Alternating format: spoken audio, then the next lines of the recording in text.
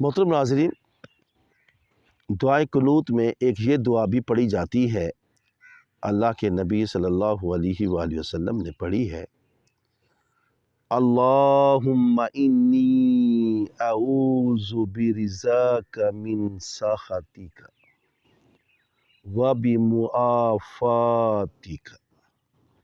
من عقوبتک وَأَعُوذُ بِكَ مِنْكَ لَا أُحْصِي ثَنَاءً عَلَيْكَ أَنْتَ كَمَا أَثْنَيْتَ عَلَى نَفْسِكَ۔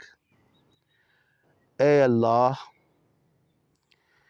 میں پناہ مانگتا ہوں تیری رضا کے ذریعے سے تیری ناراضی سے، اور تیری معافی کے ذریعے سے تیری سزا سے، اور میں پناہ مانگتا ہوں تیرے ذریعے سے تجھ سے۔